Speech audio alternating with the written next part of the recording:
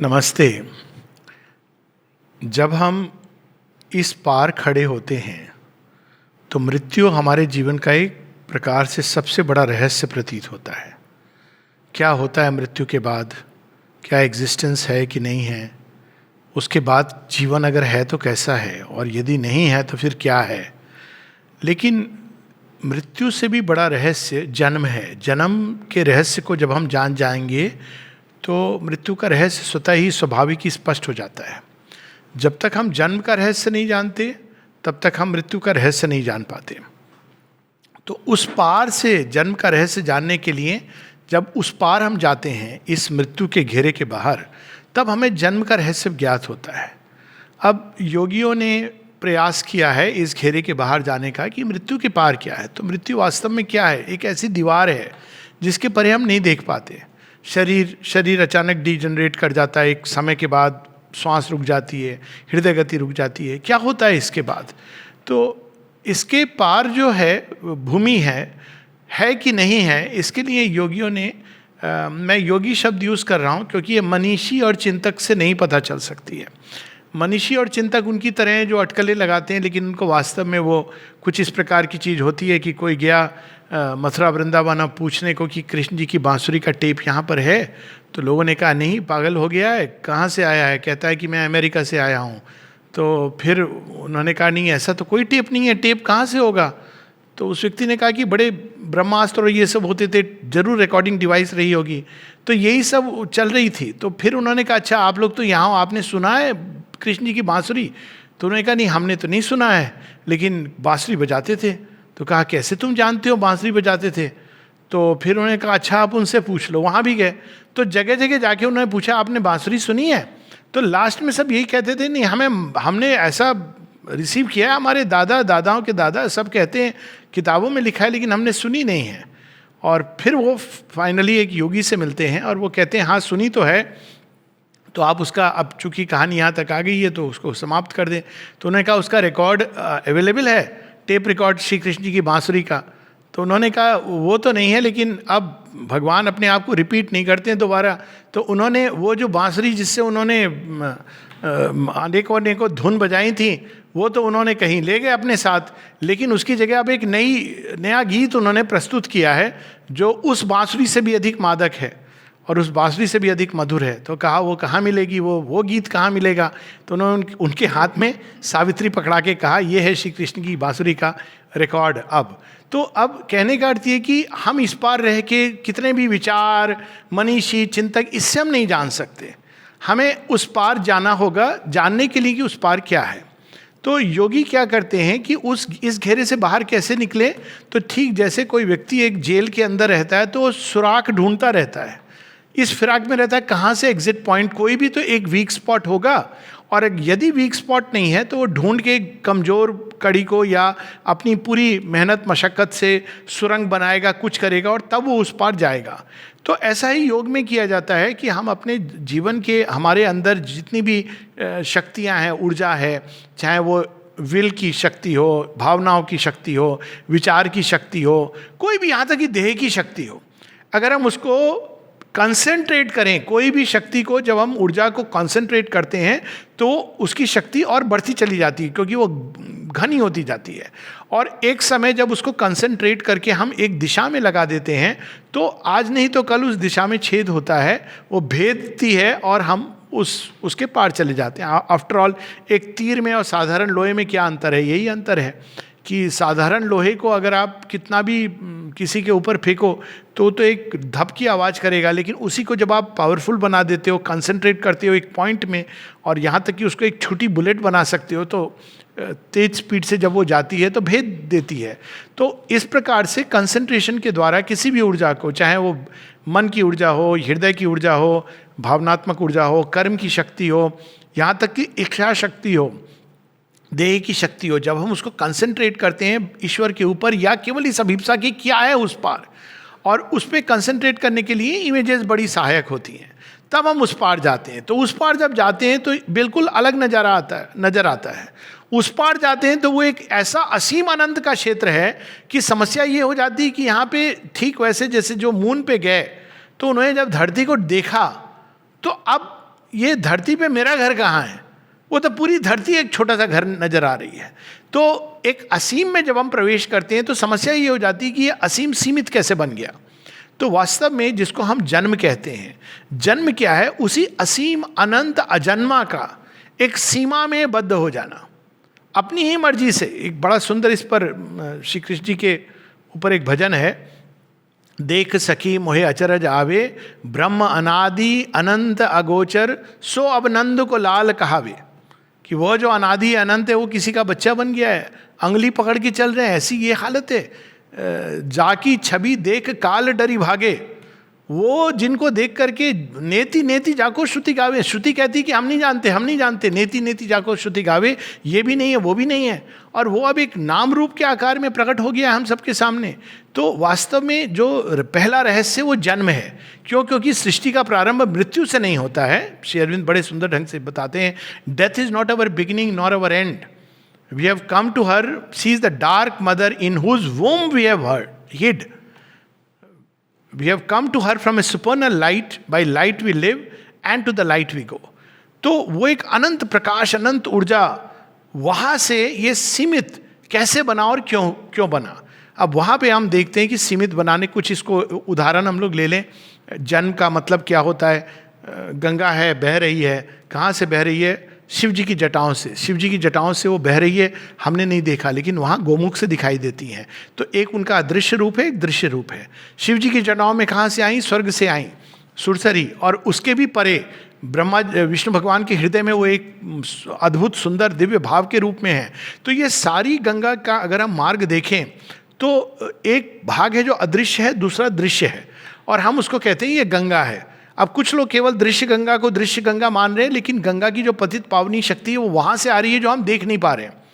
अब कुछ लोग जाते हैं, हरिद्वार जाते हैं, अलग अलग जगह जाते हैं, और हम लोग के यहाँ ये परंपरा है कि भाई मृत्यु के समय गंगा जल मुँह में डाल देना चाहिए।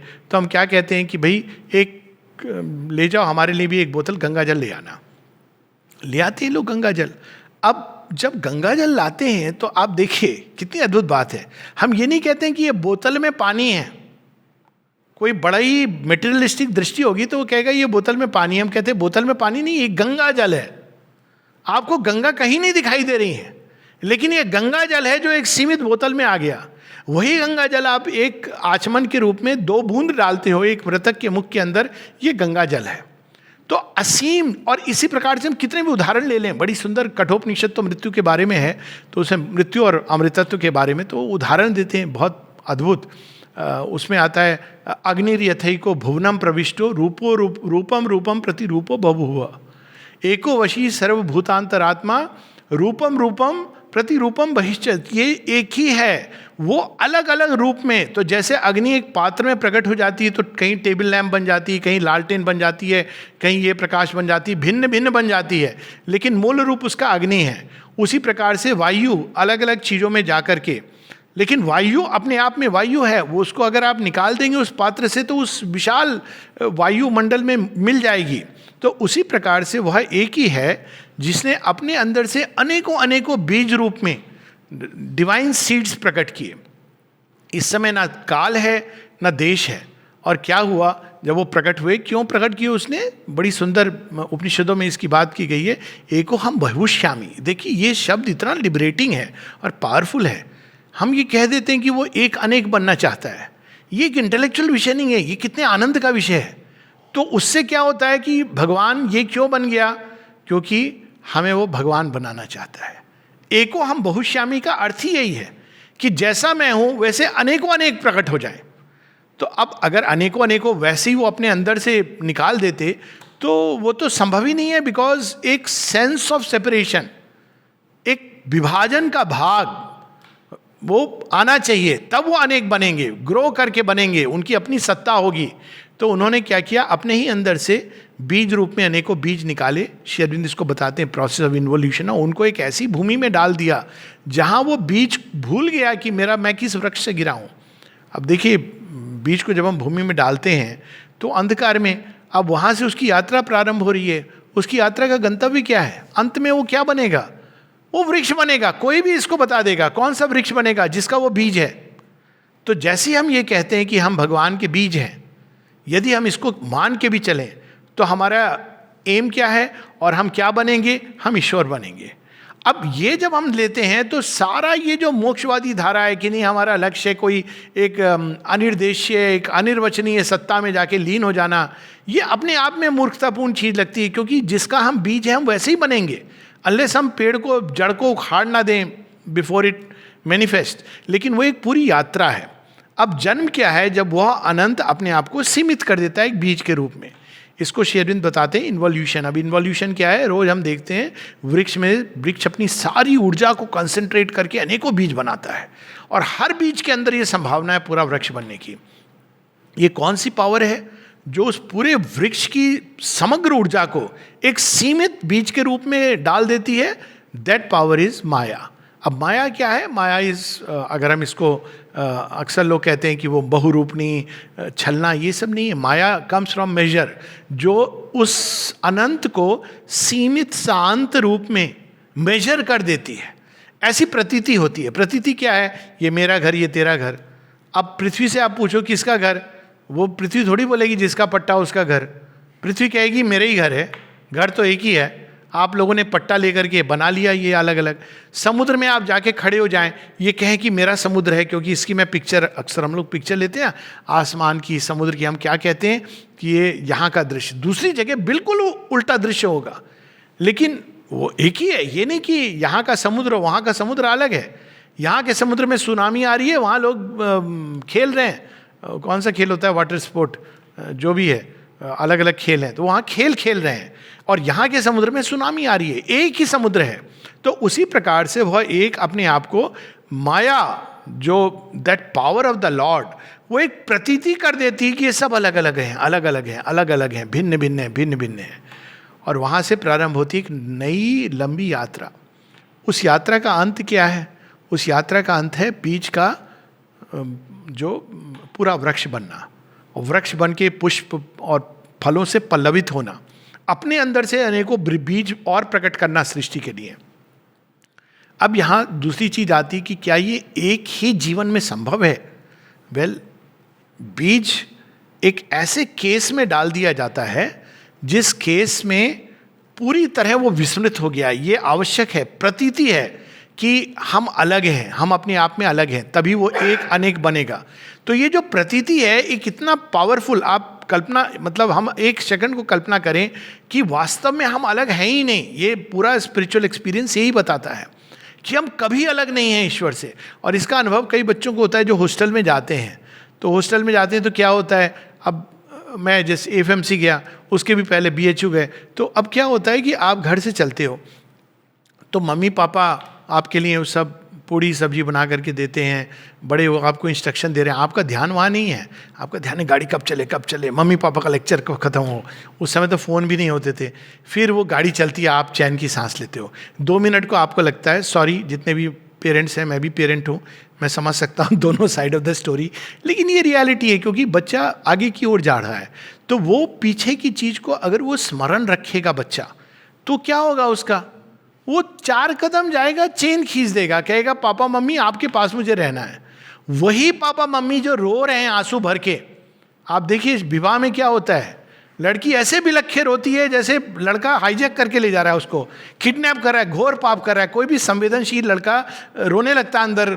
मैंने तो कहा आप रख लीजिए, मुझे ऐसा अनुभव करा रहे हो जैसे कोई डकैत आ गया उठा के ले जा रहा है। तो लेकिन अगर मान लो लड़की, मैंने कहा कि तुम इतना क्यों रो रही हो, क्या बहुत दुख हो रहा है? तो उसने कहा नहीं ऐसे करना पड़ता है, ये सब करे प्लीज़। अब ये सब मानो, अब आप सोचिए कोई लड़की अगर रोने लगे और पेरेंट्स बोले या वो बोले नहीं मैं नहीं जा रही, तो पेरेंट्स क्या कहेंगे अरे हमारी वंश की आगे ले जाएगी तू।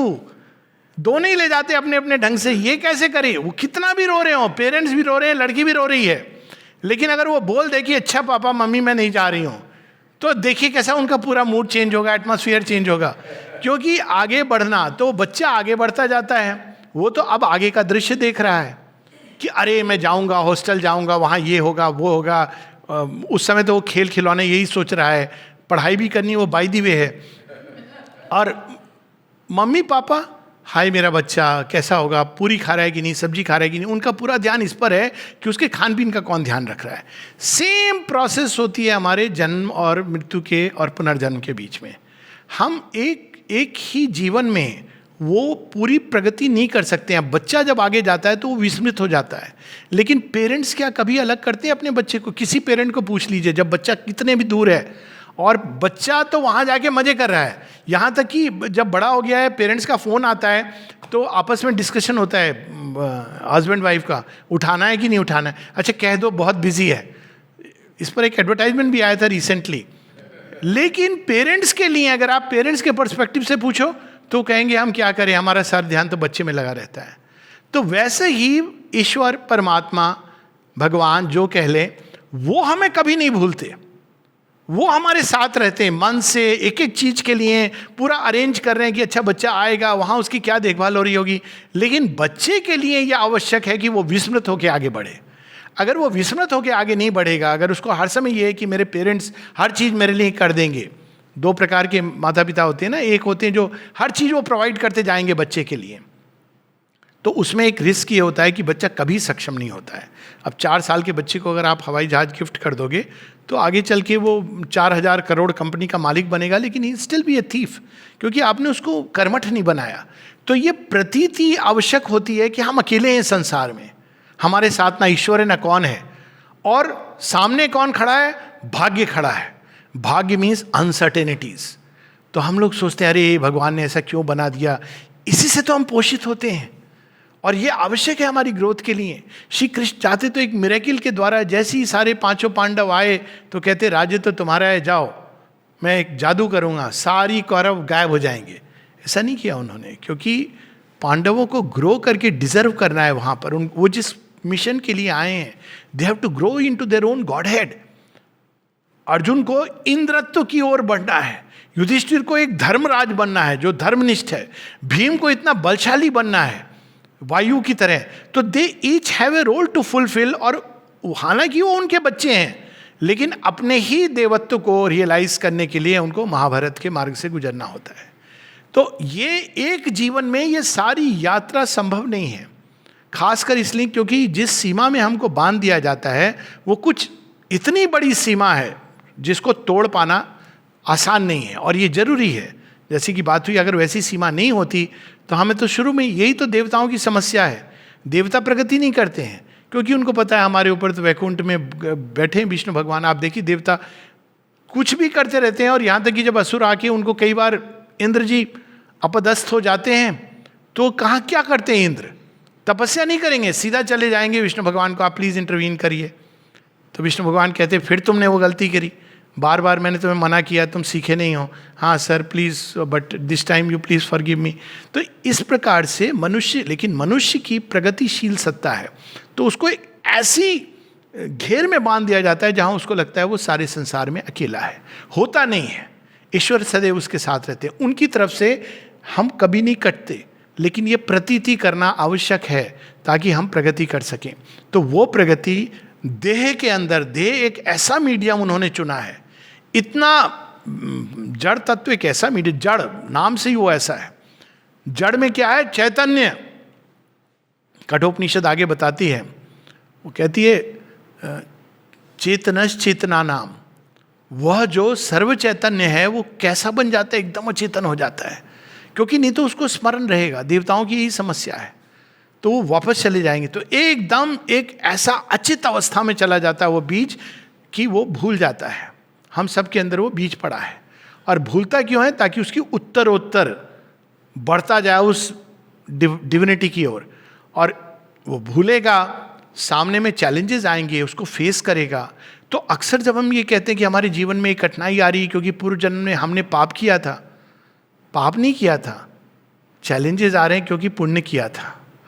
अगर हमने कोई बड़े महापापी होते तो ऐसे घर में भगवान डाल देते जहाँ सब कुछ बचपन से मिल जाता। हम कहते देखो कितने भगवान दयालु हैं। दयालु नहीं है, अभी भूल गए हैं तुझे, ये तेरा किंडरगार्टन का काम चल रहा है। जिस दिन वो किंडरगार्टन से निकाल कर हायर सेकेंडरी में ले आएंगे, उस समय परीक्षाएं होंगी, कितना भी तूने मॉन्टेसरी में विदाउट उसके पढ़ाओ, तब आपकी रियल परीक्षा होगी रियल लाइफ में, क्योंकि अब वो चाहते हैं हमको आगे प्रगति ले जाना। तो एक देह में, क्योंकि ये संभव नहीं है उस सीमित का असीम से मिलना, अनलेस एक कंडीशन है, we'll come to that properly later, देह भी उस हिसाब से प्रगति कर सके। तो अनलेस ये कंडीशन हो, जो आज तक अभी तक सेटिस्फाइड नहीं हुई है, लेकिन श्री अरविंद के रूपांतरण का योग उससे जुड़ा हुआ है, तो देह तोड़ करके जो बीज है जितना विकसित हुआ होता है, वो एक नया देह धारण करके आता है।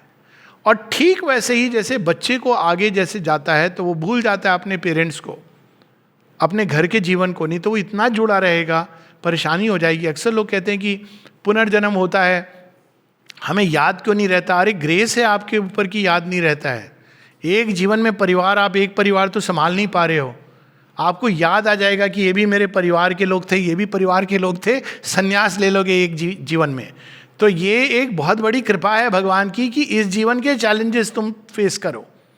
वो जीवन के चैलेंजेस आपने अपने ढंग से अच्छे बुरे करके फेस हो गए, आप एक क्लास में अब आगे बढ़ गए या फेल हो गए, but now it's a new challenge. जब एक व्यक्ति कक्षा में फेल भी हो जाता है तो उसके साथ नया चैलेंज है, क्या? दूसरे लोग आगे आ गए हैं, अब उसको एक नए ढंग से अडेप्ट करना है, एडजस्ट करना है। और अगर आप आगे चले जाते हो तो वो नई चीज़ों का चैलेंज है।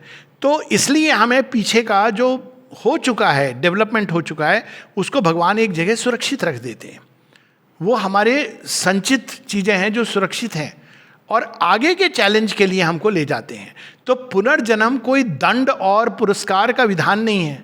बेचारे ईश्वर को हमने एक जज बना के बैठा दिया, उन्हीं की सृष्टि है, किसको जज करेंगे? वो तो आप ही देखे आप जनावे, ये कहा है ना, गुरु नानक जी की वाणी है, इट्स सो ट्रू। वो खुद ही तो खुद को देख रहा है, खुद से खुद को पहचान रहा है। वो क्या हमें इस तरह से कहेगा यू? भगवान के लिए यू शब्द नहीं है, हमारे लिए है, क्योंकि हम इस अवस्था में खड़े हैं। जो एक है, एकमेव द्वितीय है, उसके लिए तुम शब्द नहीं होता तो किसको वो पनिश करेगा, किसको रिवार्ड करेगा? जो अपने आप से खेल रहा है। क्या हम अपने एक हाथ को कहेंगे यू मिसबिहेव्ड? हम ये नहीं कहेंगे, हम कहेंगे मेरा हाथ। और हम हाथ को कितना भी करें, प्रयास करेंगे कि ये ठीक से फंक्शन करे।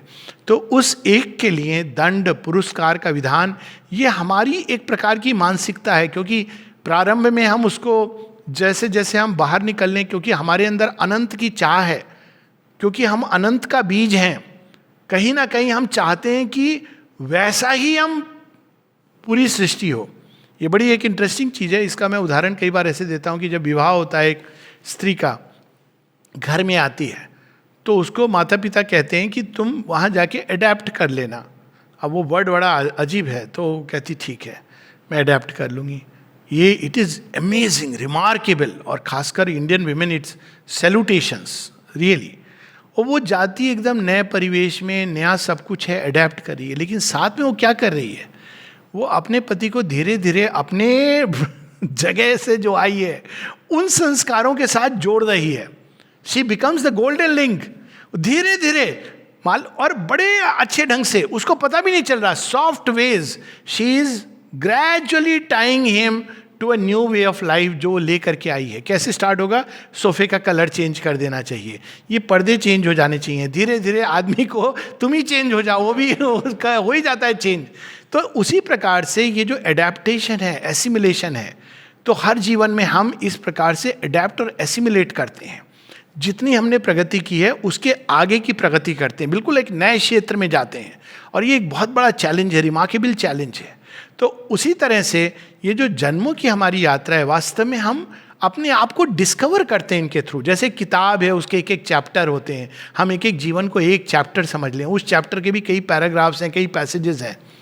ये पर्व है, वो पर्व है, वन पर्व है मान लीजिए महाभारत में, तो उसमें केवल ये नहीं है कि वो वन में चले गए और आ गए, वन में उनके इस ऋषि के आश्रम में गए, वहाँ ये कहानी सुनी, वहाँ जरासंध आया, यहाँ ये चैलेंज हुआ। तो उसी प्रकार से हमारे जीवन में एक एक जीवन में भी कई सब चैप्टर्स होते हैं, सब खंड, और उनके द्वारा अंत में हमारी जो प्रगति होती है, एक लिमिट तक हम प्रगति कर पाते हैं, पर हमारे अंदर चाह हमेशा और की होती है, बिकॉज हम अनंत से आए हैं। तो हम कैसे उस चाह को पूरा करना चाहते हैं? हम चाहते हैं कि हमारे पास ये भी हो जाए, वो भी हो जाए। असंतोष एक बहुत बड़ा गिफ्ट है। अगर इंसान को बहुत जल्दी संतोष हो जाए तो वो कैसा बन जाएगा? उस तरह का मनुष्य बनेगा जो कहेगा मुझे कुछ भी करने की क्या जरूरत है, बैठा रहेगा। असंतोष भी उन्होंने ही डाला है। Dzire the troubled seed of things, प्रारंभ में वो डिजायर सेल्फ से काम करता है, तो असंतोष होता है, लेकिन वो चाह क्या रहा है? चाह रहा है इन्फिनिट को। तो उसको ये चाहिए नहीं, वो उससे मन नहीं भरा, अब वो चाहिए। अब ये देखिए खेल जिसको कहते हैं ना माया, इल्यूजन। इल्यूजन्स भी जरूरी हैं क्योंकि वो धीरे धीरे हमको एक्सपैंड करते जा रहे हैं। अगर प्रीमेच्योरली कोई व्यक्ति चला जाता है, अक्सर श्री अरविंद आश्रम में श्री अरविंद कहते थे कि we don't accept people prematurely. वो प्रेफर करते थे कि जीवन का अनुभव लेके व्यक्ति आए। स्वामी विवेकानंद की भी यही बात है। वो जब कोई गया उनसे कहने कि मैं संसार को रिनाउंस करना चाहता हूँ, तो वो कहते हैं कि तुम्हारे पास है क्या जो तुम रिनाउंस करोगे? पहले तुम 1 लाख रुपए कमाओ, फिर आओ तुम रिनाउंस करना। तो ये जो असंतोष के द्वारा हम अलग अलग चीज़ों को, और जीवन में किसी चीज़ से हम इसीलिए संतुष्ट नहीं होते हैं, चाहे वो एडवर्टाइजमेंट था बहुत पहले, वाह सुनील बाबू, नया घर, नया पेंट। अब आगे विस्तार से मैं नहीं जा रहा हूँ उस एडवर्टाइजमेंट में, लेकिन मूल चीज़ क्या थी कि एक असंतोष है जिसके कारण व्यक्ति और चाह रहा है। तो लेकिन एक समय आता है जब वो देखता है कि मैं चीज़ों को बाहर से पकड़ रहा हूँ, मैं बाहर से कितनी बार भी पकड़ लूँ मुझे संतोष नहीं आएगा। तो धीरे धीरे वो नेक्स्ट क्या करता है? अंदर से पकड़ना प्रारंभ होता है। तो पहले वो फिजिकल लेवल पे असंतोष, वो डिजायर्ड सेल्फ के रूप में, चीज़ों की वैल्यू जो उसके अंदर है, इंट्रिंसिक वैल्यू, लेकिन उसमें भी उसका जी नहीं भरता, तो फिर वो उसको अलग लेवल पे पकड़ता है, आइडिएटिव लेवल पे। फिर भी वो संतुष्ट नहीं होता है, आइडिया क्लैश विद आइडियाज, तो अंत में वो उस आत्म तत्व को पाता है, तब वो संतोष होता है उसको। और ये एक गिफ्ट ऑफ ग्रेस है कि जब तक हम उस आत्म तत्व को नहीं पा लेते, आत्मरति, इसीलिए गीता में बड़ा सुंदर वर्ड है आत्मरति। आत्मरति कौन होता है? जिसने अपने उसको पा लिया, उसमें इतना मगन है, उसको कोई आवश्यकता नहीं होती किसी चीज़ की। ये एक नेचुरल प्रोसेस है। तो इन सब स्टेप से जाना जरूरी होता है।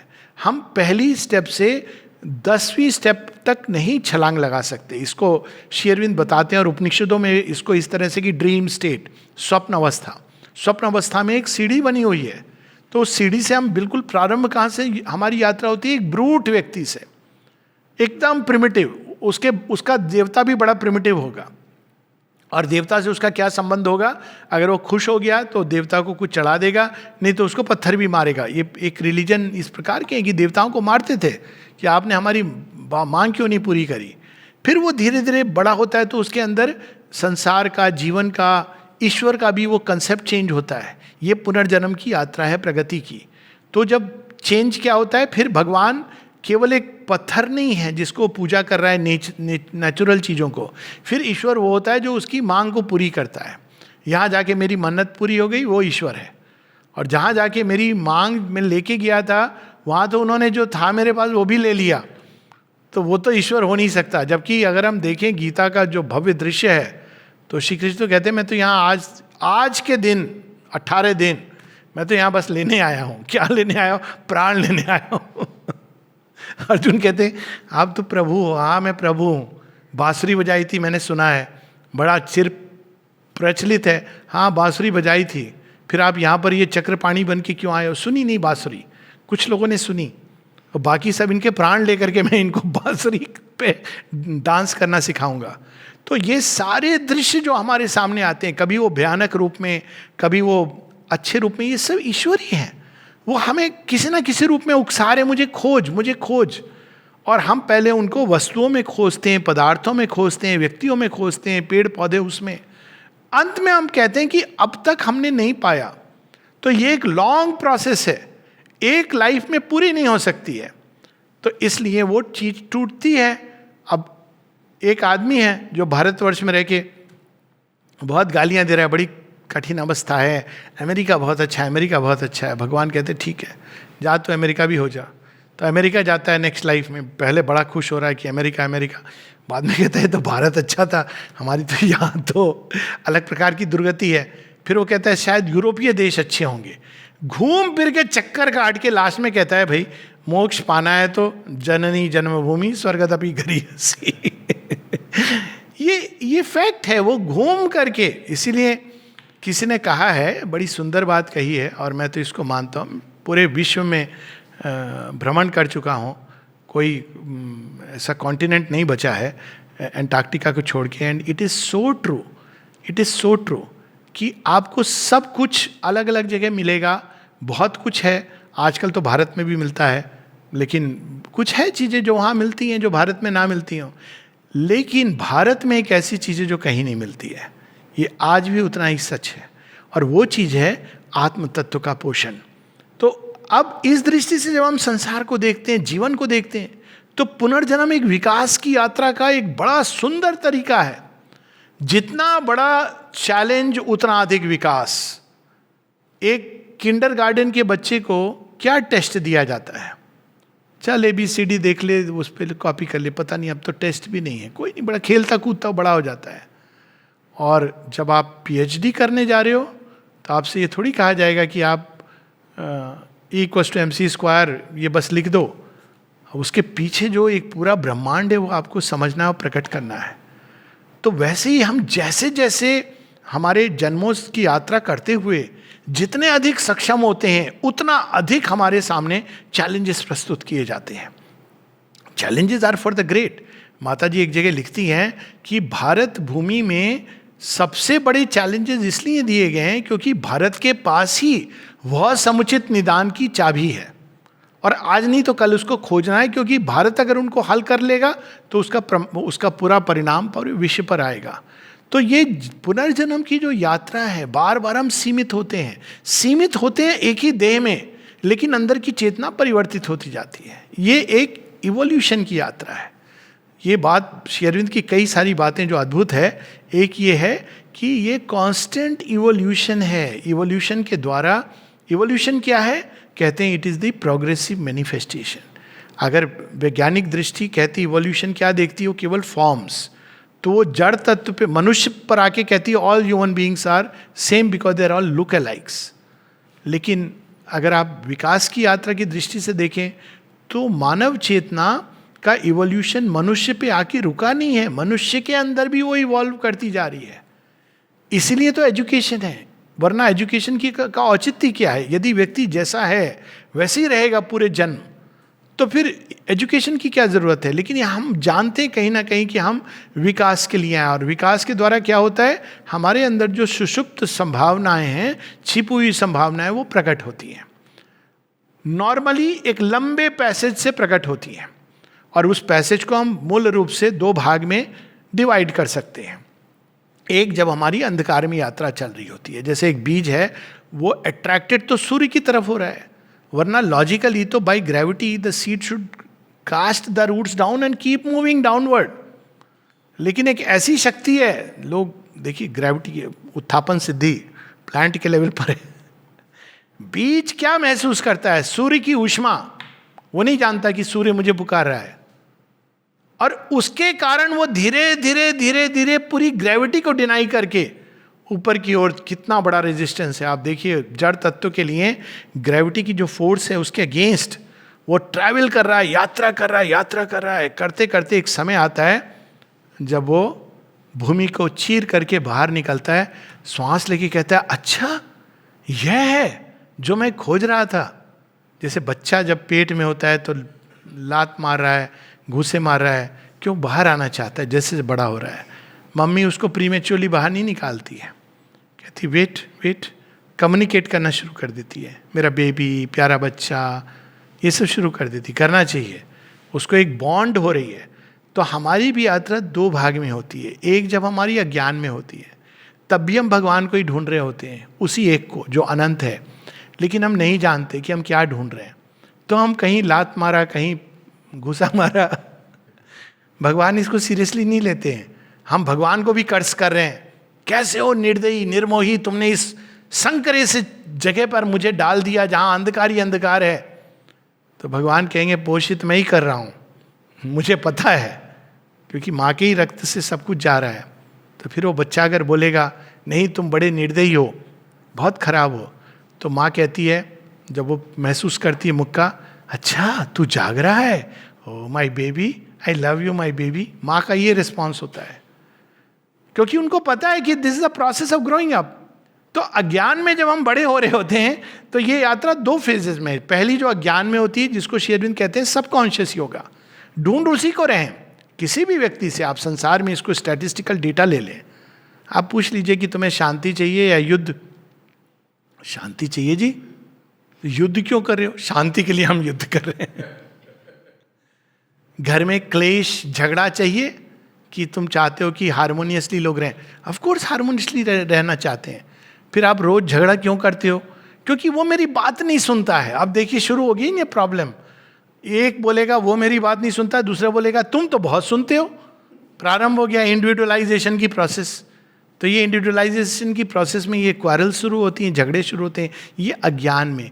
अल्टीमेटली हम क्या चाह रहे हैं? एक ऐसा व्यक्ति हो जो सब कुछ अंडरस्टैंड करता हो।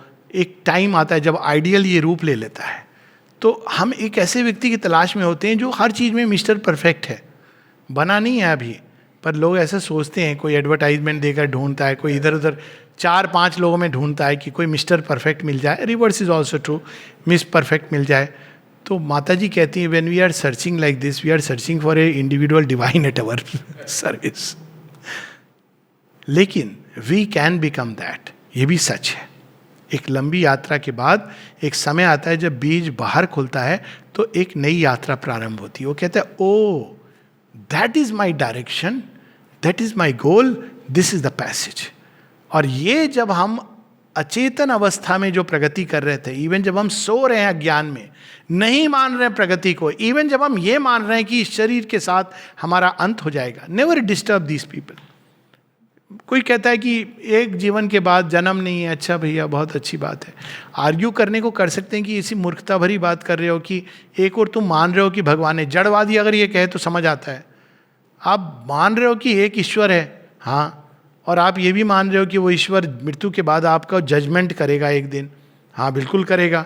तो एक ही जन्म दिया, उसमें भी इतना बैड स्टार्ट।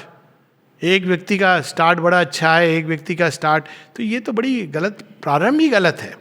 तो it is not like that. In fact ये रेस है ही नहीं, हर व्यक्ति को वहाँ पहुँचना है।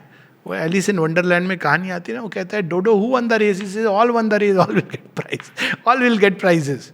तो ये उस तरह की चीज़ है कि हम किसी के साथ नहीं भाग रहे हैं, अलग, और सबके अंदर भगवान अपने ढंग से आनंद ले रहा है। There are no comparisons here, क्योंकि वो अनंत है। वो नहीं चाहता कि सब एक जैसे बने। लेकिन अज्ञान में हम क्या चाहते हैं कि सेमनेस, सब एक जैसा सोचें, सब एक जैसा उठें बैठें, एक जैसे कपड़े पहने, एक जैसी भाषा बोलें। ये है हमारा ideal of a perfect world. ये अज्ञान का आइडियल है। जब हम बाहर निकलते हैं, जब बीज बाहर निकलता है तो वो क्या देखता है? अरे यहाँ तो घास भी है, यहाँ दूसरा पेड़ भी है, और सब अपने ढंग से पूरे बगीचे की शान है। केवल मैं होने से क्या होगा? बहुत अच्छा लग रहा है कि बगीचे में अलग अलग है। तो ये जो दूसरी यात्रा प्रारंभ होती है, जब हम केवल देह को ही सब कुछ नहीं मानते, इसको कहा जाता है देहात्म बोध। और यही असुर और देवों का डिफरेंस है। असुर देह को ही सब कुछ समझता है, प्राण तत्व डिजायर्ड सेल्फ को ही सब कुछ समझता है। इसीलिए वो कहता है जीवन बना किस लिए? मेरे डिजायर्स की पूर्ति के लिए। लेकिन एक समय आता है जब मनुष्य के अंदर ये भाव आता है कि नहीं, कुछ तो है इस घेरे के परे जिसको मैं जानना चाहता हूँ, चाहे वो उसको ईश्वर कहे, आत्मा कहे, और वो सीख करने लगता है। Man the thinker becomes man the seeker. और जैसे ही वो सीकर बन जाता है, अज्ञेयवाद की जगह एक खोज, एक अभिप्सा, एक प्यास जन्म ले लेती है, तो वहाँ प्रारंभ होता है नवजन्म। नवजन्म क्या है? It is a birth in the spirit. जब तक हम उस सोल तत्व को टच नहीं करते, तब तक हम इस ज्ञान के घेरे में कोसें कल्पें, लेकिन यही हमारे लिए एवरीथिंग है। बिकॉज वी डोंट नो कि इसके आगे भी कोई संभावना है, इसके आगे कोई पॉसिबिलिटी। हम उसी के अंदर पूरी तरह अपने आप को समर्पित हैं, उसी को सब कुछ समझ रहे हैं। वो एक जेल है जिसमें रह रहे हैं, हमको बस जेल बदली जा रही है। थर्ड क्लास जेल से हम फर्स्ट क्लास जेल की ओर जा रहे हैं, यही बस इतनी हमारी लिमिट है।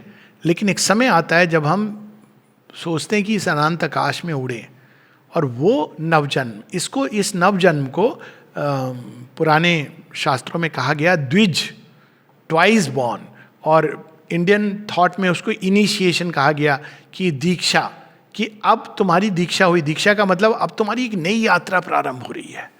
और वेस्टर्न कंटेक्स्ट में कहा गया बैप्टाइजेशन, यानी ट्वाइस बॉर्न, यानी एक यात्रा जो केवल हम जड़ तत्व को ही सब कुछ मान के करते थे, जब हम शरीर को और हमारी कामनाओं को ही सब कुछ मानकर चलते थे। जैसे ही माइंड एक्टिव होता है और एक सीमा के बियॉन्ड जाता है, बुद्धि जागती है, तो अपने आप उसके अंदर सीकर बॉर्न होता है। और उस सीकर के साथ एक समय आता है जब सीकर चलता चलता ढूंढता हुआ उसको मास्टर बुला रहे हैं, वो अचानक मास्टर के चरणों में जा गिरता है और उसको लगता है कि मैंने मास्टर को खोजा है। कई बार लोग पूछते हैं कि हम कैसे जाने कि ये गुरु हमारे लिए उचित है कि नहीं है। तो मैं कहता हूँ इसकी चिंता मत करिए, गुरु जानते हैं, वो जान लेंगे आप उनके लिए है कि नहीं। नहीं, मेरे अंदर तो बहुत सारे डिफेक्ट हैं, तो वो तुम्हारी समस्या है नहीं, गुरु की समस्या है। वो जान लेंगे, इसीलिए वो गुरु हैं। हम जान लेंगे, हमारी अगर इतनी दृष्टि होती कि हम पहचान लेते, जान लेते, तो फिर तो बात ही क्या है, हम गुरु होते। लेकिन हम नहीं हैं, हम अज्ञान में हैं, लेकिन गुरु जानते हैं और वो अपने ढंग से हमको ड्रॉ करते हैं अपनी ओर। पहले बांसुरी बजा के ड्रॉ करते हैं, जब हम नहीं सुनते हैं बांसुरी तो युद्ध क्षेत्र में ले आते हैं। युद्ध क्षेत्र में भी चॉइस देते हैं, चल तू आएगा मेरे साथ खड़ा होगा या दूसरी सेना में, तू जहां भी जा, आत्मसात तो मैं तुझे करूंगा अपने साथ, क्योंकि ये योग तो मैं कर रहा हूं। तो ये जो नई यात्रा प्रारंभ होती है, जहां हम किसी ना किसी रूप में consciously, subconscious yoga becomes the conscious yoga in man. और वही पहले सीकिंग बड़ी वेग होती है, एक आइडियल का रूप लेती है कि कुछ तो है, एक पावर है जिसको हम सीख करते हैं। रिलीजियस सेंस में नहीं, रिलीजियस सेंस में हम एक पावर है, लेकिन वो मेरे काम के लिए है, भगवान मेरे दास हैं। लेकिन जब हम सीख करने लगते हैं कि वो पावर क्या है, हम उसको धारण करना चाहते हैं, इट डजेंट मैटर हम किस नाम से बुलाएं, लेकिन वो शांति, वो शक्ति, वो प्रेम, वो आनंद, वो माधुर्य हम चाहते हैं कि हमारे अंदर ये प्रकट हो। तो वो जो यात्रा शुरू होती है, जहाँ हमारी चेतना का उन्मीलन होता है और वो ईश्वर के साथ एक होने लगती है, तो उस यात्रा, जो नई यात्रा प्रारंभ है, वो नवजन्म के बाद की यात्रा है। उस यात्रा में शरीर का एक महत्व रहता है, लेकिन एक दूसरा महत्व होता है, बॉडी हैज टू सपोर्ट। अब चेतना अगर द्रुत गति से जा रही है तो ये अब एक नई समस्या आ गई। समस्या क्या आ गई? गगरी छोटी है और साक्षात हिमालय एवेलैंके की तरह बह करके आपकी गगरी में आ रहा है, गागर में, तो उसको बेयर नहीं कर पाएगी। तो वैदिक ऋषि कहते थे कि दो चीज़ें, night and day Suckling the divine child, और दूसरी चीज़ वो कहते थे अग्नि में पात्र को पकाना होता है। तो अग्नि क्या है? एक तो या तो हम तप की अग्नि से उसको तैयार करें, या समस्याओं की अग्नि आएगी तो है, समस्याएं आएंगी तो आप भगवान की रट लगाओगे, होगा पात्र तैयार। लेकिन समस्याएं आने की जरूरत नहीं है, यदि हम अपने अंदर स्वतः ही अभिप्सा की अग्नि को जलाए रखें तो पात्र यानी देह तैयार होता है। लेकिन ट्रेडिशनल योग में इसकी ज़्यादा इस पर जोर नहीं दिया जाता है। जोर ये दिया जाता है कैसे भी करके हमको इस घेरे को तोड़ करके एस्केप करना है। स्वामी विवेकानंदा का क्लासिकल एग्जाम्पल है, और यहाँ से हम देखें कि ट्रेडिशनल नवजन्म के बाद जो ट्रेडिशनल योग में यात्रा होती है और उसके बाद जो श्री अरविंद बताते हैं वो क्या है। तो ट्रेडिशनल योग में ये है, स्वामी विवेकानंद जिस दिन वो शरीर छोड़ रहे हैं तो एक डिसाइपल के स्वप्न में आते हैं और वो कहते हैं आई हैव स्पैट माई बॉडी, मैंने शरीर को अपने थूक दिया बाहर। तो अब बड़ा पावरफुल है ये चेतना का, ये इस तरह का कि I know my body is nothing. एक रोब है, ये तो वस्त्र है, फाड़ दिया मैंने, फट गया, फेंक दिया। लेकिन वस्त्र फटा क्यों? वस्त्र इसलिए फटा कि अभी वो उस तेज को धारण नहीं कर पा रहा है। बनाना ईश्वर को ईश्वर ही है, और बनाना क्या है इस मैटर के आधार पर। अब कोई कहेगा भगवान आपने ऐसा क्यों काम चैलेंज कर दिया? भगवान कहेंगे मैं भगवान हूँ, चैलेंजेस भी ऐसे लूँगा। साधारण चैलेंज कि भाई तुम मुझसे मिल जाओ, ये तो मैंने एक पड़ाव रखा है। मुझसे मिलने के बाद तो असली काम शुरू होता है तुम्हारा। ओ अब समझे, श्री अरविंद ये कहते हैं जब मुझसे मिल लोगे, when you have found the divine, तब तुम्हारा रियल काम शुरू होगा। क्या? तब आओगे जन्म लेने। तो मोक्षवादी धारा वाले बोलेंगे भगवान इतने पापड़ बेल लिए, क्या जरूरी है? नहीं, तुम्हारी इच्छा है। A person who has found the divine is free, उसको आप बांध नहीं सकते। तो कहेंगे अप टू यू। अब विल जिसके अंदर है मोक्ष की, वो जाके भगवान में निमज्जित हो जाता है। और जिसके अंदर है कि नहीं मुझे तो भगवान के साथ मैनीफोल्ड रिलेशन ढूंढना है, सेवक, सखा, भक्त, बंधु, मित्र, स्वामी सब बनना है, शिशु भी बनना है, तो फिर वो क्या करेगा, वो कहेगा हाँ अभी खेल पूरा खेला नहीं, पूरा खेलते हैं। तो भगवान कहेगा हाँ पूरा खेलोगे तो पूरा मजा आएगा, आधे गेम से जब बाहर आ जाओगे रेड कार्ड दिखा करके तो उसमें मजा नहीं है ज्यादा, प्ले द फुल गेम। तो जब फुल गेम हम लेते हैं तो मृत्यु, मैटर, इन सब का एक परिप्रेक्ष्य बदल जाता है। तब हम देखते हैं कि शरीर, मैटर, जिसके थ्रू मैनिफेस्टेशन हो रहा है, भगवान की ऊर्जाएं, उनकी संभावनाएं जड़ के को बेसिस बना करके अभिव्यक्त हो रही हैं। तो हमारे शरीर को रिजु होना है, हमारे शरीर को तपना है, हमारे शरीर को खुलना है, शरीर को इतना सक्षम बनना है कि वो अनंत को, असीम को, उस परम प्रताप को, उस ज्योतिपुंज को इस शरीर के अंदर वो ना केवल धारण करे, बीज रूप में तो धारण किया है उसने, धीरे धीरे उसका अज्ञान छटता गया है, लेकिन उसको इस जड़ तत्व के अंदर से निकल करके वो बाहर प्रकट हो। और इसके संकेत हमारे इसमें दो जगह मिलते हैं, रामायण में और महाभारत में, भागवत में। और श्री अरविंद अब इस संकेत को पूरा एकदम सामने ले आते हैं। रामायण में क्या है, अहिल्या जड़ पाषाण है, राम जी के चरण पड़ते हैं और वो देवी रूप धारण करके चली जाती हैं। ये एक संभावना है, जड़ तत्व के अंदर छिपा जो देवत्व है वो निकल के चला जाता है। दूसरी संभावना है, श्री कृष्ण दो जगह हिंट करते हैं इसका, या रादर भागवत जो जिन्होंने सीयर्स ने लिखी है।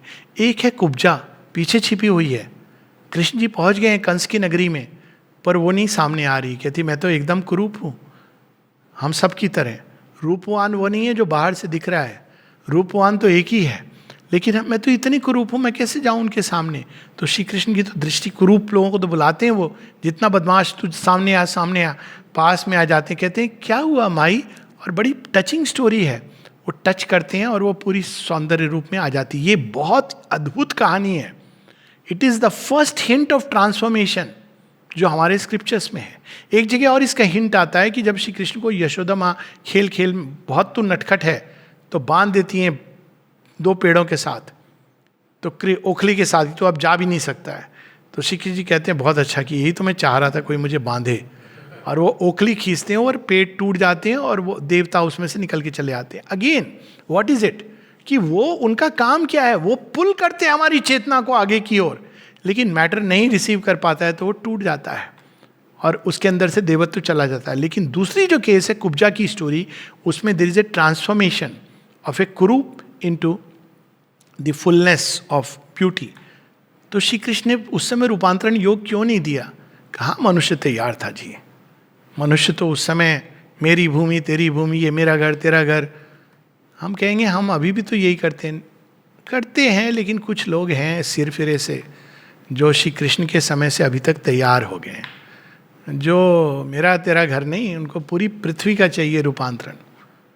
वो चाहते हैं कि इस संसार में देवत्व और दिव्यत्व प्रकट हो। अब श्री कृष्ण के समय से जो काम चला वो अब जाकर के उस जगह पर पहुंच गया है जहाँ एक कुब्जा नहीं अनेकों कुब्जाएं सौंदर्य में रूपांतरित हो सकती हैं। और श्री अरविंद इसकी पूरी चाबी, श्री अरविंद का पूरा योग इससे संबंधित है। चूँकि ये चर्चा मूलतः श्री अरविंद के योग से लेके नहीं है तो मैं उसके विस्तार में नहीं जा रहा हूँ, but it is the touch of grace जो मैटर को ट्रांसफॉर्म। अब मैटर ट्रांसफॉर्म होने का मतलब क्या है? यही कि जड़ तत्व के अंदर भी आत्म तत्व की संभावना प्रकट हो जाएगी। वो ऐसा नहीं रहेगा जैसा अभी है, कठोर रिजु हो जाएगा। अभी ऐसा नहीं रहेगा ऑब्स्क्योर, मानना पड़ता है कि भगवान छिपे हैं, मान के चलते हैं, लेकिन जब देखते हैं लोगों को तो लगता है सच में भगवान आप छिपे हो क्या अंदर में? भगवान कहते हैं तेरे भी अंदर लोग देख के यही कहते हैं कि सच में इसके अंदर भगवान छिपा है कि नहीं। मानना पड़ता है। क्यों मानना पड़ता है? यदि हमारा शरीर इतना ट्रांसपेरेंट हो जाए, कोई ऐसा तरीका हो, तो मानना नहीं पड़ेगा, दिखने लगेगा। माता जी और श्री अरविंद की ये अनुभव है जो इसकी ओर संकेत करते हैं। एक है जब वो जापान में माँ है, श्री अरविंद का तो हम जानते हैं वासुदेवम सर्वमिति, इसको सुपरामेंटल एक्सपीरियंस है ये। वो एक्चुअली देखते हैं, गीता में इसका हिंट है, लेकिन वो एक्चुअली देखते हैं सब जगह वासुदेव हैं हर चीज के अंदर। माता जी तो इसको जैसे डिस्क्राइब करती हैं वो अद्भुत है। वो एक जगह बैठी हुई हैं और वो कहती मेरी दृष्टि जाती है दूर, एक स्ट्रीट के अक्रॉस एक घर है, घर के अंदर एक स्त्री है और एक बच्चा है। तो वो एक टाटामी पर, वो टाट की उस पर बैठे हुए हैं चटाई के ऊपर, पास में टेबल लैंप है और कहती हैं उस सब में वो डिवाइन को देखती हैं, यहाँ तक टेबल लैंप तक जाके उनकी दृष्टि सबके अंदर वो ईश्वर को देखती हैं, डिवाइन को देखती हैं। तो ये जो छिपा हुआ है हमारे अंदर, उसके प्रकटन की ही घटना है ये पूरा जीवन, ये सृष्टि भी वही घटना है, और ये पूरा हमारी जो यात्रा है वो वास्तव में हमारे अंदर छिपे ईश्वर की दिव्य के प्रकटन की घटना है। और इसके कई पड़ाव हैं, कई स्टेशन से गुजरती है, कई स्टेप्स और स्टेजेस हैं, और हर स्टेप और स्टेज के समय एक मृत्यु आती है। मृत्यु क्यों आती है? वो कहती है अब इस लाइफ में तुम एक्चुअली बुढ़ापे की पहचान क्या है? बुढ़ापे की पहचान जो अब मृत्यु नज़दीक आ रही है, बुढ़ापे की पहचान ये है जब कहता है व्यक्ति अब भाई हम बस हो गया, अब हम और आगे नहीं जा सकते। क्या हो गया आपको? घुटने दर्द करते हैं जी। अरे घुटने दर्द करते हैं, आपका भगवान के स्मरण से क्या लेना देना है? नहीं, हम आलती पालती नहीं बैठ सकते। अरे आपको किसने कहा आलती पालती? आप कुर्सी पर बैठकर ध्यान करिए। नहीं, अब बच्चे होता नहीं, सारे जीवन नहीं किया तो नहीं होगा। तो फिर भगवान कहते हैं अच्छा ठीक है, मैं तुझे कंप्लीट ऑर्गन ट्रांसप्लांट कर देता हूं free of cost. Sir sure you will do free of cost? हाँ तैयार हूं, लेकिन तू इस शरीर में नहीं आएगा, वो एकदम नया शरीर होगा, नई प्रगति, नई जगह। नहीं ऐसा मत करो प्रभु, ये मेरे अपने हैं, तू चिंता नहीं कर, जब तू छोड़ेगा शरीर तो मैं दिखाऊंगा कौन कितना अपना है। तो जब सोल बाहर जाती है शरीर के तो एक डिफरेंट दृश्य देखती है, वो संवेदनाओं के जीवन में चली जाती है, डिजायर से वाइटल के अंदर। तो वाइटल के अंदर वो देखती है वो व्यक्ति जो इतना रुदाली को बुला के रो रहा था, अंदर में बड़ा खुश हो रहा है, पिताजी मेरे लिए छोड़ के गए वसीयत। दूसरा बड़ा गुस्सा हो रहा है, वो कह रहा है कि देखो, वो भी रो रहा है लेकिन दूसरे कारण से, बूढ़ा मेरे लिए छोड़ के नहीं गया। और बाहर से आप देखेंगे नहीं, लेकिन वो संवेदनाओं का जगत प्रकट हो जाता है। So one should be very careful. जब कोई प्राण तत्व में प्रवेश करता है तो उसको पीड़ा होती है हमारे विचारों से। यदि हम जेन्युइनली रो रहे हैं ग्रीफ से तो उसको पीड़ा पहुंचती है।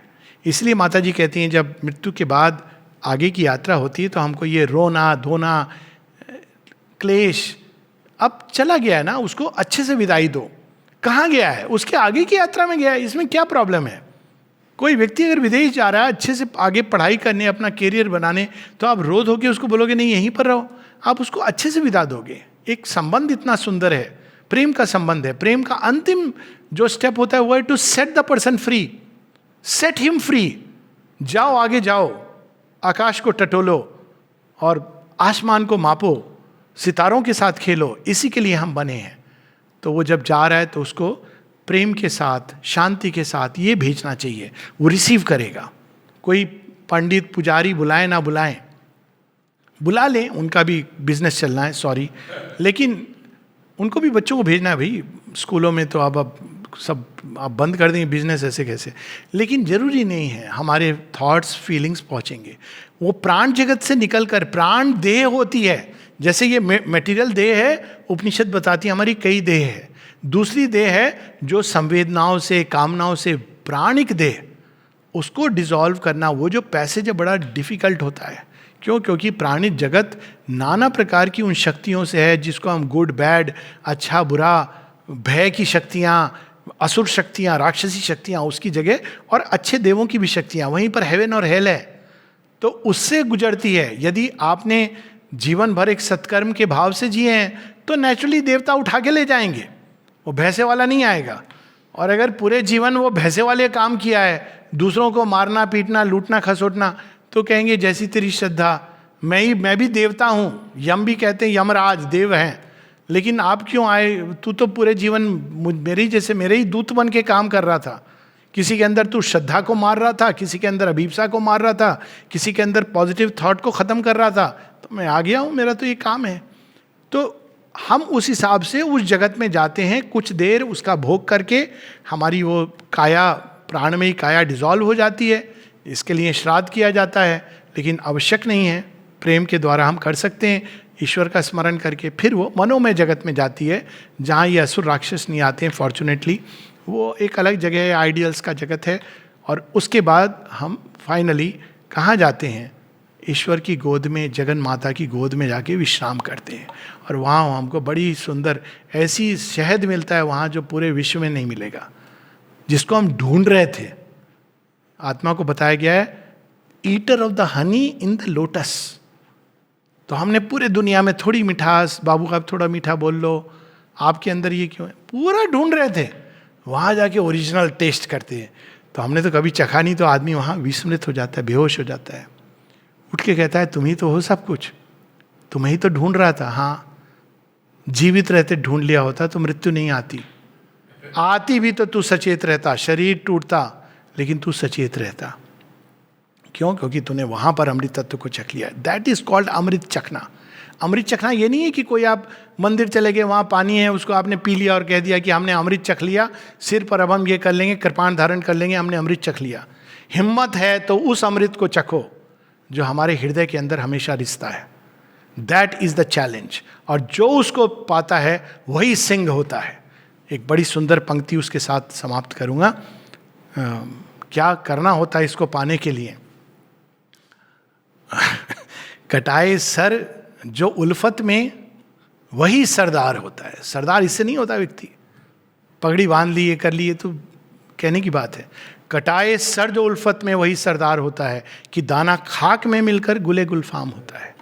वही सीड की जो यात्रा है, जब सीड अपने को पूरी तरह लूज कर देता है सूर्य के आवाहन पर, उसका क्रस्ट गल जाता है, सड़ जाता है, तो उसी के अंदर से जैसे कृमि कीड़े के अंदर बटरफ्लाई, वो निकल करके एक नई यात्रा शुरू होती है। तो ईगो सेल्फ में अगर हम रहेंगे तो हम भगवान को नहीं पा सकते। तो उसको कैसे ईगो सेल्फ को डिसॉल्व करने का? कटाए सर जो उल्फत में। उल्फत इज लव, मोहब्बत। जब भगवान की प्रेम में हम अपना सब कुछ खोने को तैयार होते हैं कृष्ण की बांसुरी की धुन पर, तो हम वो जो हमारे अंदर बीज है, शीघ्रता से उसका जो क्रस्ट है ईगो का, डिसॉल्व हो जाता है और उसकी जगह गुले गुलफाम, फूल और प्लांट्स, कदम का वृक्ष, ये सब अंदर से प्रकट होते हैं। This is the journey of man, जो लाइफ, डेथ, रीबर्थ और अल्टीमेटली न्यू बर्थ, इस मार्ग से होती हुई अपने ग्रैंड फुलफिलमेंट पर आती है। ग्रैंड फुलफिलमेंट केवल आत्मा परमात्मा का मिलन नहीं है, ग्रैंड, क्योंकि वो तो हम थे ही साथ में, तो एक काम करने आए यहाँ, एक को हम बहुश्यामी। ग्रैंड फुलफिलमेंट है जब एक एक इंटेजर, एक एक यूनिट अपने अंदर उसी ईश्वरत्व को पूरी तरह धारण करेगी जड़ तत्व के अंदर। और हम एक दूसरे को देखकर ये नहीं कहेंगे mister and Mrs so and so, हम कहेंगे हे कृष्ण आपको प्रणाम है, हे जगन माता, हे काली। नारी के तो बहुत रूप होते हैं, कृष्ण तो एक होते हैं, वो काली भी होती हैं, दुर्गा भी होती हैं, पार्वती भी होती हैं, जगदम्बा हैं, वो अनेकों रूप। हम उन सब के अंदर कहेंगे माँ माँ माँ, अनंत रूप धारिणी, अनंत शक्ति धारिणी। ये हमारी यात्रा है जब जड़ तत्व भी ईश्वर जैसा हो जाएगा, ईश्वर के अनुरूप हो जाएगा। अभी ये इनड्वेलिंग यूनिवर्सल के अनुरूप नहीं है। हमें उनके लिए एक अच्छा घर बनाना है, ये मंदिर हमें बनाना है। ये शरीर मंदिर तो है भगवान का, लेकिन कैसा मंदिर है?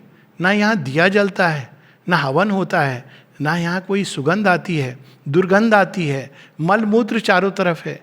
इस शरीर को ऐसा बनाना है कि ये भगवान का एक इतना सुंदर टेम्पल बने कि जो दूर से आए इस मंदिर के नज़दीक वो कहे कि कौन है यहाँ पर।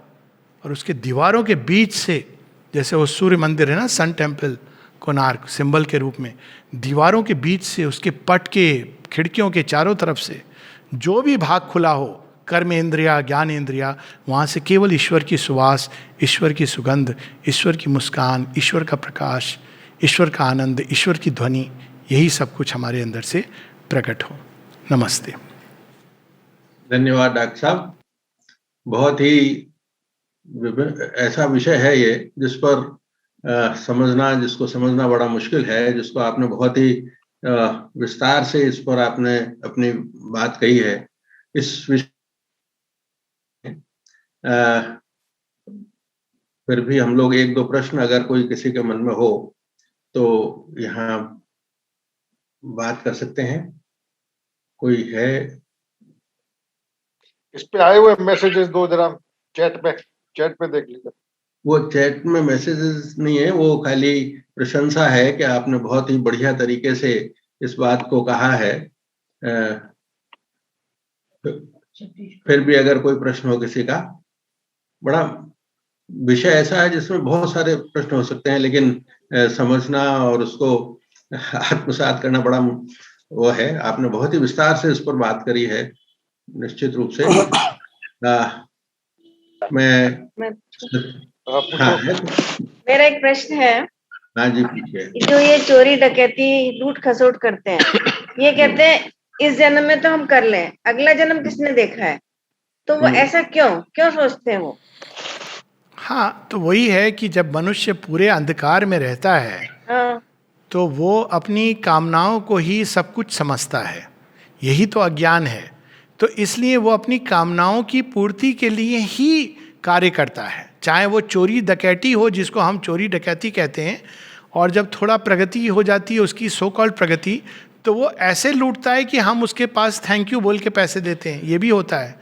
वो ब्रांडेड शोरूम में भी यही होती है, चोरी डकैती होती है, जेब कतरे होते हैं वहाँ पे, लेकिन हम उनको थैंक यू बोल के, वो गेट खोलता है, हम जाते हैं वहाँ बड़े अच्छे। तो चोरी डकैती की वृत्ति कामनाओं से उत्पन्न होती है, जबकि वो बड़ी भयानक होती है, क्योंकि उसमें चोरी डकैती डिसेप्शन के साथ होती है।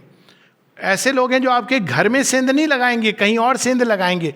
विचारों की चोरी होती है, सेंध लगा करके विचारों को कैप्चर किया जाता है। ये सारे जो हम आईसिस और ये सब जो देखते हैं, सॉरी टू से बट लेफ्टिस्ट थॉट, ये विचारों की चोरी है जो बड़ी भयानक है। तो डकैत भी बड़े स्मार्ट हो गए हैं। अब आप देखें, जेब कतरे नहीं मिलते, हार्डली आप पढ़ेंगे जेब कतरों से सावधान, लेकिन विचार के चोरों से सावधान ये हम नहीं पढ़ते हैं। तो अब ये जो वृत्ति है मनुष्य के अंदर, ये इस प्रकार से सूक्ष्म होती जाती है। अब ये वृत्ति क्यों है? अज्ञान में भी वो यही चाहता है कि मेरे पास और हो, अनंत की चाह है, लेकिन उसको पता नहीं है। तो ईश्वर क्या करते हैं? पनिशमेंट रिवार्ड नहीं करते हैं, वो उसका अज्ञान हटाते हैं। कैसे हटाते हैं? बड़ा सुंदर तरीका है कि व्यक्ति ने अब आ जाए चोरी डकैती पर। उसने चोरी की, मिल करके, इसकी एक छोटी सी कहानी है, बड़ी सुंदर है, कि एक व्यक्ति एक मॉन्क के घर में गया और वो देखा मॉन्क सो रहा है, तो क्या खोजूं? तो अचानक उस व्यक्ति की आंख खुली। उसने चोर को कहा, इधर आ, इधर आ। अरे मैं भागने की, नहीं नहीं नहीं, मुझे पता है तुझे क्या चाहिए। वहां पर देख, उस अलमारी के अंदर एक सोने का पात्र है, इसको ले जा। अब वो ले तो गया। अगले दिन आया, कहता है पात्र को रखो यहां। क्यों? ये तेरे जीवन भर चलेगा। अरे वो दो जिसके कारण तू मुझे ये पात्र दे सका, वो क्या है? तो मुस्कुराने लगे, कहते वो तो तुझे अंदर मिलेगा। तो अब ये जो वो पा लेता है चोरी करके, लेकिन पनिशमेंट क्या होता है? पनिशमेंट ये होता है कि वो सोच रहा था कि इसके द्वारा, पनिशमेंट नहीं बल्कि रेवलेशन, अवेयरनेस, कि इसके द्वारा मुझे सुख मिल जाएगा। और तब वो देखता है कि नहीं, ना मुझे सुख मिलेगा, बल्कि मैं अपने ऊपर एक गठरी भार ले रहा हूँ, जो रत्नाकर की कहानी है। और फिर वो वाल्मीकि के रूप में मुड़ता है। So this is the progression. हम लोग, क्योंकि हमारा एक जीवन है, हम देखते हैं कि वो चोर है, वो तो बड़ा खुश है, वो उसने घर बना लिया। हाँ, घर बना लिया, लेकिन उसके घर में, क्योंकि उसने दूसरों, क्योंकि उसकी चेतना ऐसी है, तो उसके घर में कलह क्लेश यही होगा। वो घर बना लेगा, बिस्तर उसका बड़ा अच्छा होगा, लेकिन नींद नहीं आएगी। तो इस प्रकार से द डिवाइन कॉन्शियसनेस ऑपरेट्स। एक समय आता है जब हम ये समझ जाते हैं कि इस चोरी से हमारा पेट तो भर जाएगा, लेकिन हमारे अंदर की प्यास नहीं बुझेगी, ना भूख मरेगी। तो तब वो नेक्स्ट स्टेप पर आता है। तो ये एक प्रोसेस है। एक बड़ी पहली प्रोसेस में चोरी डकैती करता है। दूसरा, जब वो इवॉल्व करता है तो चंबल से निकल आता है, पॉलिटिशियन बन जाता है, सॉरी, तो फिर वकील बन जाता है, चलो पुलिस बन जाता है, डॉक्टर बन जाता है, क्योंकि अब वो चंबल में डकैती नहीं करेगा, उसका इवोल्यूशन हो गया है। फिर और उसका इवोल्यूशन हो जाता है, तो एक बहुत बड़े राष्ट्र का एक राष्ट्रपति बन जाता है। कर वही रहा है, कहीं तेल चुरा रहा है, कहीं कुछ चुरा रहा है, लेकिन आपको ही लग रहा है कि नहीं, वो तो बहुत पावरफुल आदमी है। करता करता एक समय आता है जब वो घुटनों पे गिर करके कहता है, हे प्रभु, समझ गया मैं कि मेरा ना तेल से मेरी शुदा भरने वाली है, ना मैं किसी और चीज़ से अपनी शुदा, तू बता मार्ग। That is the time when he is ready. अब ये लंबी यात्रा के कारण डेथ रीबर्थ ये प्रोसेस है। कायदे से तो एक समझदार व्यक्ति को एक ही जन्म में ये सब समझ जाना चाहिए। खासकर आजकल इसीलिए भगवान ने टीवी और इंटरनेट का वो किया हुआ है कि भाई समझ जाओ एक ही लाइफ में, एक्सेलरेटेड मोड में इवोल्यूशन हो रहा है। लेकिन नहीं समझते हैं तो कोई बात नहीं है, ईश्वर का वो जो ओरिजिनल प्लान तो है ही है, death rebirth, this the original plan of God. विस्मृत हो जाते हैं कि हमने ये ऐसी चोरी की थी, अपग्रेड। हाँ हाँ, जरूर जरूर पूछिए प्लीज। डॉक्टर साहब नमस्कार। हाँ नमस्कार। डॉक्टर साहब, मेरा जिज्ञासा ये है कि 3 व्यक्ति ऐसे हैं जिन्होंने मृत्यु से साक्षात्कार के बाद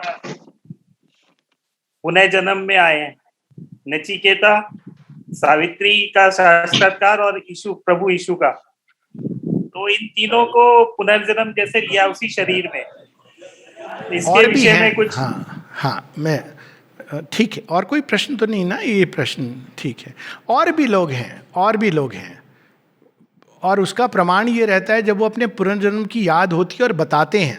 फॉर इंस्टेंस, हमारे अपने जीवन काल में माँ श्री अरविंद बताते हैं उनके जन्मों के बारे में, डिसाइबल्स के जन्मों के बारे में। श्री कृष्ण क्या कहते हैं वो अर्जुन को कि तू भूल गया है, मुझे याद है। We have fought the battle of the ages, one of them is as Nar Narayan है वो दोनों। तो इस प्रकार से ये 3 तो एक प्रचलित बात है, लेकिन कई हैं जो आ जाते हैं वापस। क्यों आते हैं? अब जैसी बात हुई थी कि 2 प्रकार से हैं। एक जो डेवलपमेंट इतना हो गया कि उनको आने की जरूरत नहीं है, वो चाहें तो अपना मर्ज हो जाए। लेकिन दूसरे हैं जो कहते हैं डेवलपमेंट क्या केवल मेरे लिए है? वे सब जिनको छोड़कर या लांग कर मैं आया हूं, व्हाट अबाउट देम? वो मास्टर्स होते हैं और रिटर्न होते हैं। Swami Vivekananda was one of them. Shri Ramakrishna Paramhansa, उन्होंने तो बताया, पूरी स्टोरी बताई कैसे स्वामी विवेकानंद आए। जितने भी मास्टर्स होते हैं, मान के चलिए कि वो पुनर्जन्म से पार करके वापस लौटे हैं, चाहे वो ट्रांसफॉर्मेशन योग में आए या नहीं आए। मैत्रेय, अमिताभ, बुद्ध के बारे में ये स्टोरी है। तो वो इसलिए आते हैं कि उनको ज़रूरत नहीं है। और इसका मैं उदाहरण देता हूँ एक डॉक्टरी से जुड़ा हुआ, कि आप मेडिकल कॉलेज में पढ़ाई करी इतनी, मैं तो सलाह नहीं देता हूँ, आप मेडिकल कॉलेज में जाओ तो बहुत करुणा हो तो जाओ, नहीं तो पढ़ाई उड़ाई करोगे इतना कुछ, उसके बाद में इट्स ए टफ लाइफ, कभी भी कॉल आ सकती है एनी टाइम। तो अब इसके बाद में कोई व्यक्ति बोले अब मैंने पढ़ाई कर ली, अब मैं जा रहा हूँ कहीं। अरे तूने पढ़ाई क्यों की? मरीजों को ठीक करने के लिए नहीं, मुझे मरीजों के बीच में नहीं जाना है, वो तो रोगी हैं, उनके बीच में जाऊँगा तो संक्रमण हो जाएगा। तो अजीब सा लगेगा कि तूने इतनी पढ़ाई करी इसलिए कि तू चला जाए Himalaya. So that is why ये जो एक स्टेज कंप्लीट करने के बाद चॉइस होती है, लेकिन अधिकांश सोल्स जो स्ट्रांग होती हैं वो कहती हैं कि we want to come back and now play the game to its fullest. 2 कारण से आती हैं। एक कारण होता है टू हेल्प अदर्स, क्योंकि उन्होंने रास्ता देखा हुआ है, और करुणा होती है उनके अंदर। और दूसरा कारण ये होता है कि ये जो श्री अरविंद माता जी ने, ये अब इस प्रकार के सोल्स आएंगी क्योंकि उनको अब ये पता है कि नहीं, ये खेल खत्म नहीं हुआ था, ये इंटरवल हुआ था। इंटरवल को मैं समझ बैठा कि पूरी पिक्चर खत्म हो गई, पिक्चर अभी बाकी है दोस्त। तो कहते हैं अब हम सचेतन रूप से इसमें पार्टिसिपेट करेंगे जड़ के रूपांतरण में। तो इन 2 कारणों से जो सोल्स पुनर्जन्म की जिनको जरूरत नहीं है क्योंकि वो अज्ञान के घेरे को लांग गई हैं, दे कम बैक। वो एक कॉन्शियस बर्थ होती है। और केवल 3 नहीं, कई लोग ऐसे हैं जिनके अंदर ये कॉन्शियस बर्थ होती है।